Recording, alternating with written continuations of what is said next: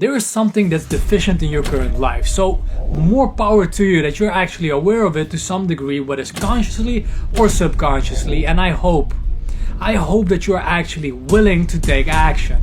Let's go on a small journey of exploration, and you get to choose from 3 powerful exercises in constructing your future vision. The purpose of this video is to make you find your true North Star. It's about the big picture, because once you have that clear, guys, then you can focus on becoming more productive, changing your environment, scheduling your day and all the other great productivity stuff. But you truly need to know where you are going in order to utilize those things to the utmost. So the question is, what is your perfect vision and where do you have to start? If you're high in openness or a creative type, this will be the exercise for you. For those who aren't, I got your back, just keep watching. One of the best places to start, and my VIP Patreon members have done this as well, is what I call the Cosmo and Wanda exercise. For those who don't know who Cosmo and Wanda are, they are the fairy godparents of Timmy Turner and they grant wishes. I know, stay with me. Imagine 2 fairies are standing in front of you right now and they ask you, you have one wish and we'll fulfill it just like that. With the snap of a finger, everything you ever wanted is here. What is your wish? Remember, you only get one wish, no asking for more wishes, etc. Now if you are smart, you will take a minute or few to think about this, to write down the most complete answer you are able to in this moment. So what is your wish? What would constitute the perfect life for you if you had to answer that right now? How would the perfect week look like? Be ultra specific. Don't just say I want a big house, for example, but write down how it looks, how many bedrooms, how does the living room and washroom look like? What kind of texture does the ground have? What noises do you hear when you're in that house? Same goes for the non-monetary goals. What kind of person would you want to become? What skills do you want to acquire? How do you want to look like? How do you want to speak? What impact do you want to have on this world? What kind of job do you want to have? How do you want to spend your time in the future? Which struggles would you like to overcome on a day-to-day basis? Same goes for your relationship and financial goals. For example, I don't want to chase as much money my entire life. That's a sure road to misery. I'll talk about that in another video. Personally, I set the threshold from which I'll take it slower at 40 millions in assets, 250k in free spending money, and a monthly profit, not income, but profit of 50k. Again, be very specific, guys. Is it euros? Is it dollars?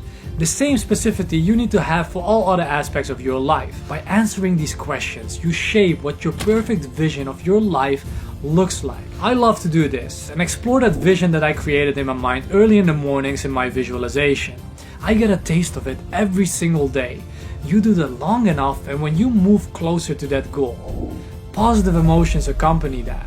It's like setting your coordinates on a GPS and you experience positive emotion when you move closer and closer to it. You get the point now, guys. Another powerful technique, especially for people who are still unsure what they wish to do in the future, is the inversion, also known as the duality technique. This is a slightly darker way to set your vision. However, the most dark yet most liberating exercise of this video is the last one, which we'll get into in a couple of minutes. This exercise is for those who just don't know. You get that a lot. I don't know where I want to be. There are so many things I can choose. Okay, that's exactly where the problem lies, guys.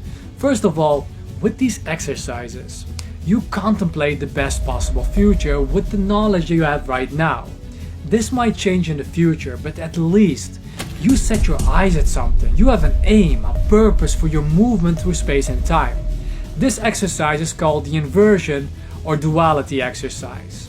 But why? Lao Tzu has written something beautiful. In the Tao Te Ching, he mentioned that we experience beauty because of ugliness. We experience good as good only because there is evil. Similarly, existence and non-existence give rise to one another.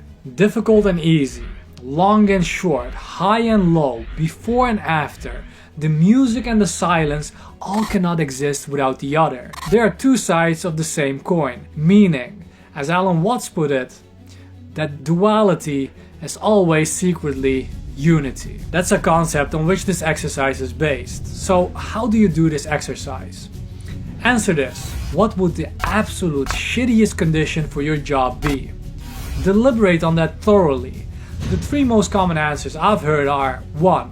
Working outside in the cold, 2. Having irregular work times, and 3. Working in a stinky place. Now here's where the inversion comes. You take the opposites of those answers and that gets you closer, meaning for 1. Working inside with a decent temperature, 2. Have regular work times, 3. Work in a hygienic environment.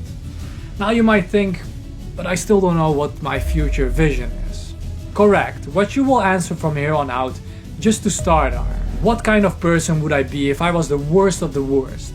What action would I take? How would I look like? Really dive into this, guys, and come up with your own questions as well. Second, what are the shittiest values someone can adopt? Third, what would be a horrible life look like for me? By answering questions like these and then inversing it, you keep narrowing it down until you have a